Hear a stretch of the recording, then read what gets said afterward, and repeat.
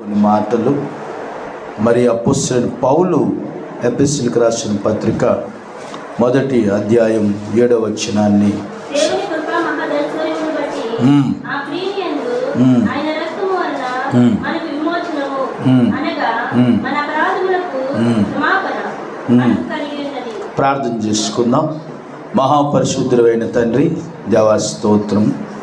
మాటనిది, స్వరమునిది, అల్పుడును దీనుడను అందరితో మీరు మాట్లాడి మహిమ పొందుకోమని నజరేయుడైన యేసు పరిశుద్ధ నామమున ప్రార్థించి వేడుకుంటున్నాం తండ్రి, ఆమేన్. హల్లెలూయా. ప్రప్రథముగా తండ్రి దేవునికి, కుమారుడైన యేసుక్రీస్తు ప్రభు వారికి స్తుతులు స్తోత్రాలు చెల్లిస్తూ కూడి వచ్చిన మీ అందరికి కూడా ప్రభువైన యేసుక్రీస్తు పేరట శుభములు తెలుపుతూ ఉన్నాను. దేవుని కృపా మహా ఐశ్వర్యమును బట్టి అనంది. దేవుని కృప మహా ఐశ్వర్యము. ఫిలిప్పీయులకు రాసిన పత్రిక 4:19 ఉంటుంది.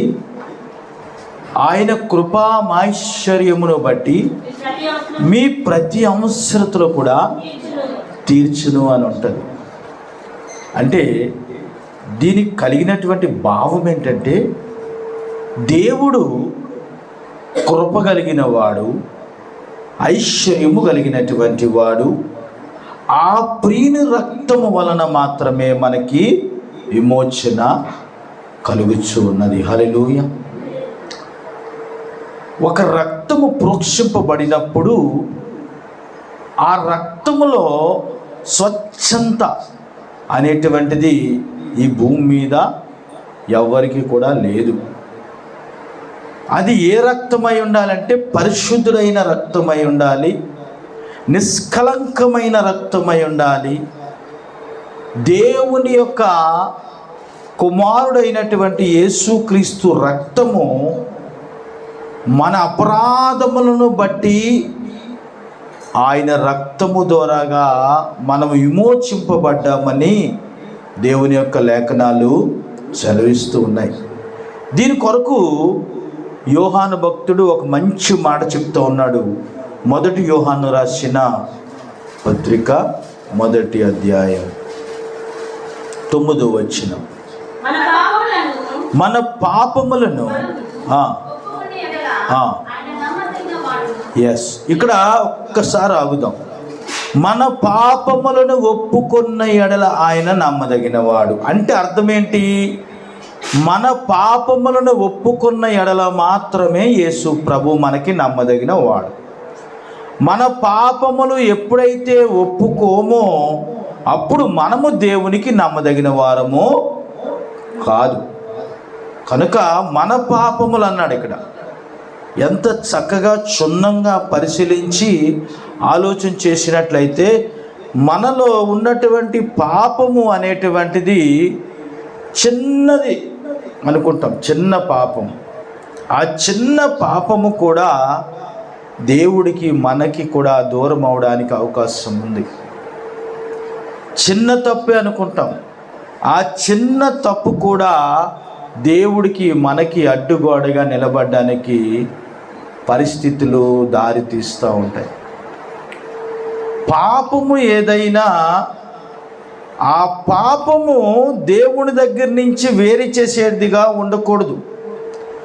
దేవుని దగ్గర నీవు ఒప్పుకొని విడుదల పొందేటట్టుగా నీవు పరిశీలించుకొని నీకు నువ్వు దేవుని ఎడల విశ్వాసం అనేటువంటిది పెంచుకుంటే మాత్రమే నువ్వు పాపములు ఒప్పుకొనగలవు. తప్పించి మనిషి ఎప్పుడు పరిశుద్ధుడు కాలేడు. జాగ్రత్తగా వినండి.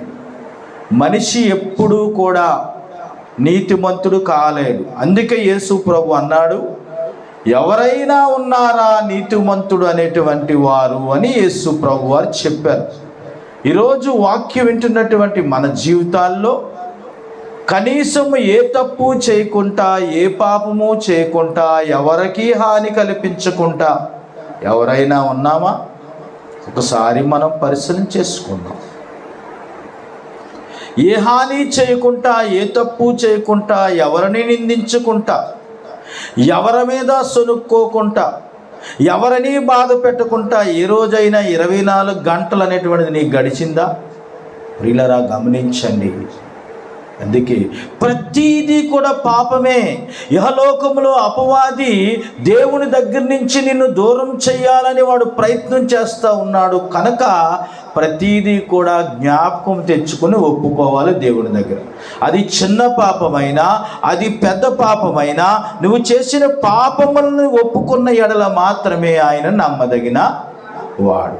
ఒక ఆయన ఒక తప్పు చేశాడు, ఒక పాపం చేశాడు.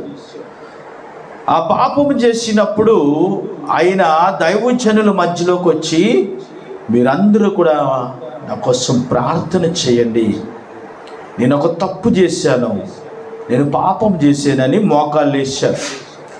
మోకాళ్ళు వేసినప్పుడు దైవజనులు ఎవరు కూడా ఏ తప్పు చేశారు, ఏ పాపం చేశారని అడగలే. ఆయన పరిస్థితిని బట్టి, ఆయనకున్న బాధను బట్టి అర్థం చేసుకొని సేవకులందరూ కూడా కలిసి ప్రార్థించాం, ఆయన మీద ఉన్న పాపము తొలగించబడాలని. ఈరోజు ఎప్పుడు ఆయన నమ్మదగిన వాడవుతున్నాడు దేవుడు మనకంటే, మన పాపములు ఒప్పుకున్న ఎడల మాత్రమే యేసు ప్రభువారు మనకి నమ్మదగినవాడు. ఒకవేళ తెలిసి తెలియలేకుండా ఇంకా పాపం అనేటువంటిది ఉన్నట్లయితే దాన్ని తప్పక ఒప్పుకోవలసినటువంటి పరిస్థితి ఉంది కదా. కనుక దేవుని ప్రియమైన బిడ్డలు చూడండి, నీతిమంతుడు గనక ఆయన మన పాపములు క్షమించి సమస్త దుర్నీతి నుండి కూడా మనల్ని పవిత్రులుగా చెయ్యను. హల్లెలూయా. చూసారా, దేవుడు నీతిమంతుడు గనక నీతిమంతుడికి అధికారం ఉంటుంది. ఏమిటి అంటే, ఒక తీర్పు తీర్చడానికైనా సమర్థుడు, జీవితాన్ని బాగా కట్టడానికైనా సమర్థుడు, పాపములు తీసివేయడానికి అధికారము కలిగిన వారే యేసు ప్రభువారు. కనుక అలాంటి గొప్ప దేవుడు, దుర్నీతి అనుంది బైబిల్లో. పాపం వేరు, దుర్నీతి వేరు. పాపం అంటే ఏంటి? నీవు నీ సొంత విషయములో అనాలోచన కలిగి పాపము చేస్తున్నటువంటిది పాపము. లేకపోతే దేవుని ప్రియమైన బిడ్డరా, మన కోరికలు తీర్చుకోవడానికి చేస్తున్నటువంటిది కూడా పాపమే. కానీ దుర్నీతి అనేటువంటిది ఉందే, ఈ దుర్నీతి ఎటువంటిది అంటే, నువ్వు పాడైపోయి నీ పక్కనున్న వాళ్ళు కూడా పాడు చేస్తావే. నేను పాడైపోయాను కదా, నా పక్కనున్న వాళ్ళు కూడా పాడైపోవాలి. నేను పాడైపోయాను కదా, నా తోటి సహోదరి పాడైపోవాలి. నా బ్రతుకు బాగోలేదు కదా, ఎదుటి వాళ్ళు బ్రతుకు బాగోకూడదు అనేటువంటిది దుర్నీతి. ఇది చాలా భయంకరమైనటువంటి, దీన్ని ఏమంటాడంటే దేవుడు, అటువంటి దుర్నీతి నుంచి కూడా నిన్ను విడిపించి పవిత్రులుగా చేయడానికి యేసుక్రీస్తుకి అధికారం ఉందని చెప్తున్నాడు. హల్లెలూయా. ఈ లోకంలో మనం చూస్తూ ఉన్నట్లయితే దేవుని ప్రియమైన బిడ్డరా, దుర్నీతి ఎక్కువైపోతుంది, పాపము ఎక్కువైపోతుంది. ఏది తక్కువైతే అవటం లేదు, కానీ అయినా పాపము నుంచి కూడా విడిపిస్తానంటున్నాడు. దుర్నీతి నుంచి కూడా యేసు ప్రభు వారు విడిపిస్తానని ఆయన చెప్తా. ఈ రెండింటిని కూడా ఒకవేళ చేస్తే దాని అర్థం ఎక్కడుందంటే, నిర్గమకాండము 34వ అధ్యాయంలో 7వ వచనాన్ని ఒక్కసారి చదవమ్మా. ఆయన 1000 మందికి కృపను చూపుచు దోషమును అపరాధమును పాపమును క్షమించును గాని ఆయన ఏమాత్రమును దోషులను నిర్దోషులుగా ఎంచక 3-4 తరముల వరకు తండ్రుల దోషమును కుమారుల మీదికి కుమారుల కుమారుల మీదికి రప్పించునని ప్రకటించెను. చూసారా, ఇక్కడ మనం ఒకసారి ఆయన 1000 మందికి కృప చూపుచు దోషము అపరాధము పాపములను క్షమిస్తాడు కానీ అని ఉంది. అంటే ఎంతమందినైనా సరే ఆయన కృపలో సమస్తమును కూడా క్షమించడానికి, అపరాధము క్షమించడానికి, దోషము క్షమించడానికి, పాపమును క్షమించును కానీ ఆయన ఎంత మాత్రమును కూడా దోషులు నిర్దోషులుగా ఎంచక అని ఉంది. అంటే అర్థం ఏంటంటే, ఎప్పుడైనా ఒక ఇల్లు పీకి పందిరేశారు అనుకోండి, చాలా తప్పు చేస్తున్నట్టు లెక్క. ఒక ఇంటిలో దీపం ఆర్పిస్తారు అనుకోండి, చాలా తప్పు చేస్తున్నట్టు లెక్క. అలాగే ఒకరు తింటున్నటువంటిది ఆ నోటి దగ్గర మీరు తీసారనుకోండి, దోషి అవుతారు, జాగ్రత్త. అలాగే జరుగుతున్న కార్యాన్ని, ఎంతటి కార్యమైనా అది ఆపేవనుకో, నువ్వు దోషివి. అలాగే చేస్తున్నటువంటి పని, వృత్తి, అది ఉద్యోగం అవని, లేకపోతే పని అన్నావని, ఏదైనా చేస్తున్న నీ సహోదరుడి పట్ల నువ్వు ప్రార్థించాలి, కానీ దానికి ఆటంకంగా నువ్వు ఎన్నడూ కూడా ఉండవు అనుకో, నువ్వు దోషి అవుతావు. అందుకే దేవుడు అంటున్నాడు, అలాంటి వారిని నేను ఈ దోషుల్ని నిర్దోషులుగా ఎంచక 3-4 తరముల వరకు కూడా తండ్రుల దోషము కుమారుల మీదకి, కుమారుల మీదకి రప్పించినని ప్రకటిస్తూ ఉన్నాడు. చాలామంది అనుకుంటూ ఉంటారు, ఏం పర్వాలేదు, కలియుగం, నీ మఖం యుగం. కలియుగం అంటే ఏంటి?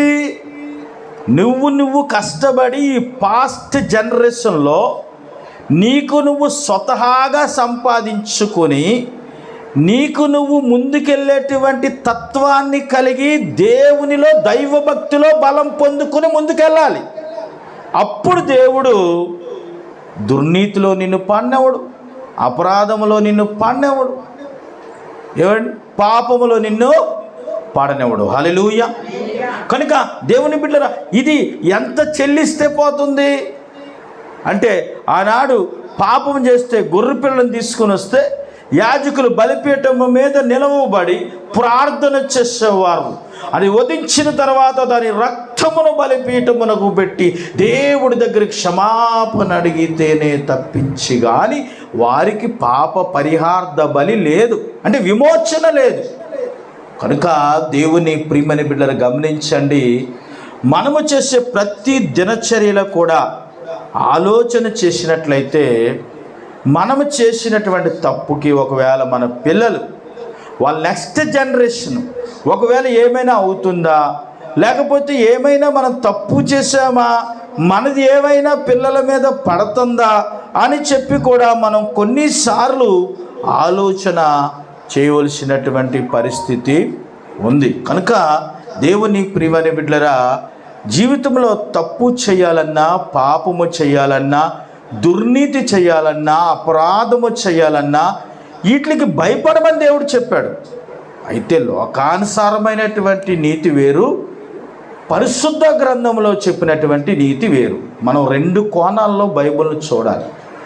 ఒకటి, దేవుడు చెప్పినట్లుగా వినాలని దేవుడు ఆశపడుతూ ఉన్నాడు. రెండోది, దేవుని బిడ్డరా, దేవునికి కలిగినటువంటి నీతి మనము కలిగి ఉండాలని ఆయన ఆశపడుతూ ఉన్నాడు. హల్లెలూయా. అయితే ఇవన్నీ కూడా మనము ఈరోజు ధ్యానిస్తున్నటువంటి ఈ లేఖనాలు, ఒకవేళ మీరు దుర్నీతి, అపరాధములు, దోషులుగా ఎంచబడ్డారు అని అంటే, నేను మిమ్మల్ని ఎలాగ పరిశుద్ధులుగా బాగు చేయగలను? ఇప్పుడు టైం అయిపోయింది, డాక్టర్లు చేతులు ఎత్తేశారు. ఇంకొక ఆసుపత్రికి తీసుకెళ్తే ఆయన కూడా అన్నాడు నా వల్ల కాదు అని అన్నాడు. ఇంకొక ఆసుపత్రికి తీసుకెళ్తే ఆయనకు, ఆ డాక్టర్ గారు కూడా నా వల్ల కాదు అన్నారు.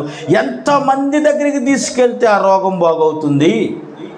అలాగే పాపము కూడా, అది చిన్నదే అయినా ఆ మనిషిని అలాగ వెంటాడుతూనే ఉంటుంది. అందుకే దేవుడు చెప్తున్నాడు, ఒప్పుకుని దానిని విడిచి పెట్టాలి. హల్లెలూయా. మార్కు సువార్త 2వ అధ్యాయము 10వ వచనాన్ని ఒకసారి మనం చూద్దాం. అయితే పాపమును క్షమించుటకు భూమి మీద మనిషి కుమారునికి అధికారం కలదని. చాలా చాలా మంచి మాట. పాపములను క్షమించడానికి భూమి మీద ఒకే ఒక ఆయన ఉన్నాడు. ఎవరంటే ఆయనే నజరేయుడైన యేసుక్రీస్తు ప్రభువా. ఆయనకి మాత్రమే అధికారం ఉంది, కానీ ఈ భూమి మీద ఇంకెవరికి కూడా అధికారము లేదు. హల్లెలూయా. అందుకే అంటున్నాడు ఏమనంటే, అయితే పాపములు క్షమించుటకు భూమి మీద మనుష్య కుమారుడికి అధికారము కలదు.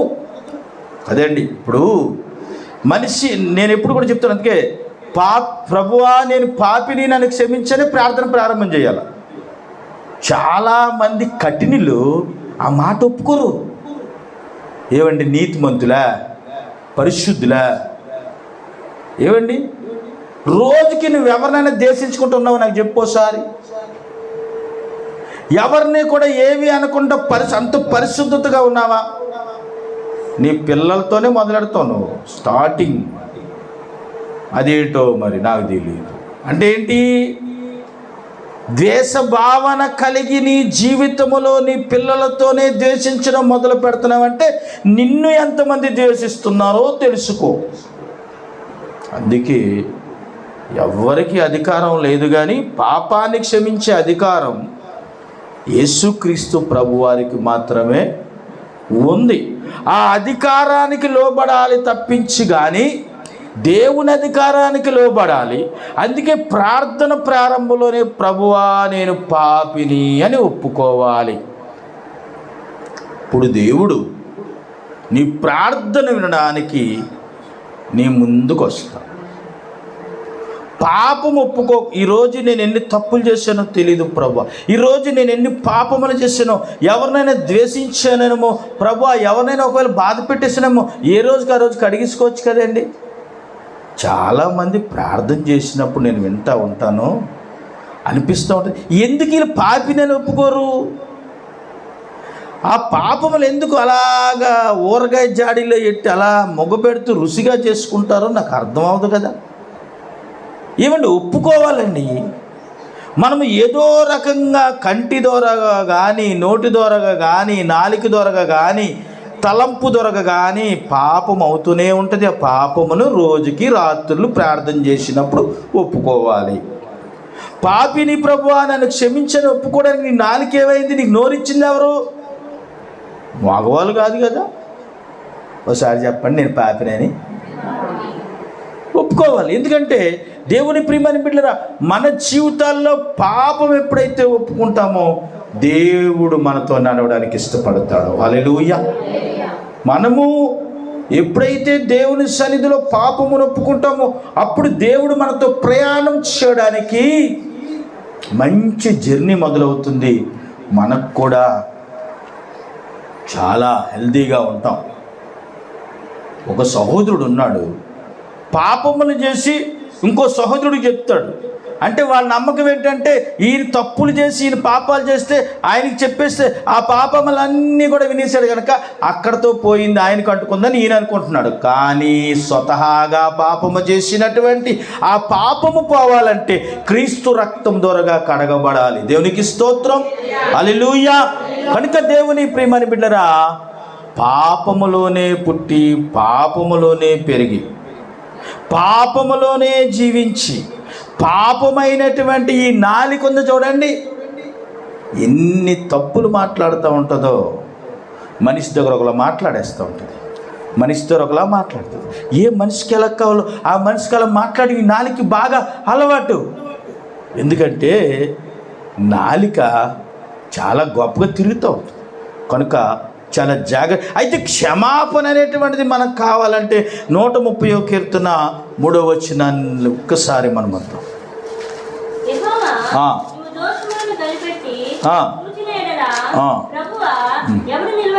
చూసారా, ఆయన దోషములు కనిపెట్టి చూస్తే ఎవరైనా, ఈ భూమి అంతా ఏమైపోతుంది తెలుసా? మనుషులందరూ భస్మైపోతారు. నిజంగా ఆయన దోషములు కనిపెట్టి చూస్తే ఎవ్వరూ కూడా నిలవలేడు. ఏమండి, ప్రభు ఒకసారి మోసేకి ఏం చెప్పాడు? నువ్వు చెప్పులిప్పురా అన్నాడు. ఏం చెప్పులతో రమ్మని ఎందుకు చెప్పలేదు అక్కడ? ఎందుకంటే తప్పు పాపము అక్కడ క్షమించబడతాయి కనుక నువ్వు చెప్పులిప్పురా అని చెప్పాడు. కానీ పరిశుద్ధమైన అగ్ని వంటి దేవుడు ఆయన లోకంలో ఒక్కసారి పాపాలన్నీ కనిపెట్టాలి అని ఆయనకి తెలీదు. కానీ దేవుడు మనుషులు ఎందుకు అలా విడిచిపెడతా ఉన్నాడంటే, ఏ రోజైనా నా పిల్లలు మారు మనసు పొందరా, ఏ రోజైనా నా వైపు చూడరా, ఏ రోజైనా నన్ను తెలుసుకోరా అనే ఒక మంచి ఆలోచన. ఇప్పుడు ఒక తల్లి కొడుక్కి వాదం జరిగిందంట. ఆ వాదనలో కొడుకు అంటున్నాడట, ఏమనంటే నువ్వు గొప్పదాని అనుకుంటున్నావా అంటున్నాడట. తల్లి అంటుందంటే, ఒరే నిన్ను కన్నాను రా, నిన్ను పెంచాను రా, నా గుండెల మీద తన్నించుకున్నాను రా, నీ కోసం అన్నీ విడిచిపెట్టాను రా అని తల్లి ఏడుస్తుందట. కానీ కొడుక్కి అర్థమవలే. తల్లి బాధ కొడుక్కి తెలియట్లే. కానీ నీ కొడుకు నిన్ను అర్థం చేసుకోకపోవచ్చు, నీ కుమార్తె నిన్ను అర్థం చేసుకోకపోవచ్చు, నీ బంధువులు నిన్ను అర్థం చేసుకోకపోవచ్చు, నీ రక్త సంబంధికులు నిన్ను అర్థం చేసుకోకపోవచ్చు. కానీ యేసయ్య ఎప్పుడు అర్థం చేసుకునేవాడిగా ఉంటాడు. హల్లెలూయా. ఆయన నిజముగా చూసినట్లయితే ఏ మనిషి కూడా దేవుని ప్రియమని బిడ్డరా ఈ భూమి మీద బ్రతకలేరు. అందుకే 4వ వచనంలో మాట ఉంచండి.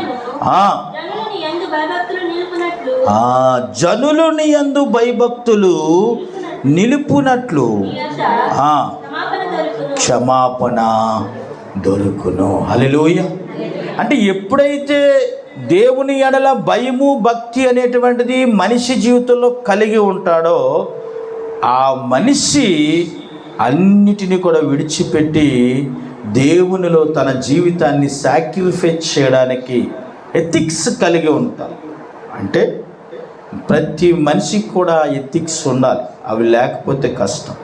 దానికి కావలసినటువంటి భక్తి జీవితం, కనీసము దేవుని దగ్గర మనం ఎలాగ ముందుకు సాగాలో అటువంటి నైపుణ్యత, అటువంటివి మనం కలిగి ఉన్నప్పుడు దేవుడి దగ్గర మనకి క్షమాపణ దొరుకుతుంది. కనుక ఎక్కడ దొరకదు. చాలామంది చెప్తూ ఉంటారు, అక్కడికి వెళ్ళావు ఎక్కడికి వెళ్ళావు, ఇల్లు మంచిదే, ఎక్కడికి వెళ్ళినా నీకు క్షమాపణ దొరకదు. కానీ యేసయ్య దగ్గరికి వస్తే మాత్రమే క్షమాపణ దొరుకుతుంది. కనుక అట్టి క్షమాపణ మన జీవితాల్లో మనం ఎప్పుడు పొందుకోవాలి అంటే దేవునికి కనెక్ట్ అయి ఉండాలి. అప్పుడు మనం చేసేది తప్ప, రైటా, పాపమా, అపరాధమా, దుర్నీత, మనము దేవుని ఎదుట ఎలాగ ఉన్నామని మనకి మంచి ఆలోచన వచ్చి చక్కనైనటువంటి వినాదము కలిగి మనం ముందుకు వెళ్తున్నప్పుడు దేవుడు ప్రతి అవసరతలోనే కూడా మన పక్కన నిలబడి ఉండి మనల్ని నడిపిస్తాడు.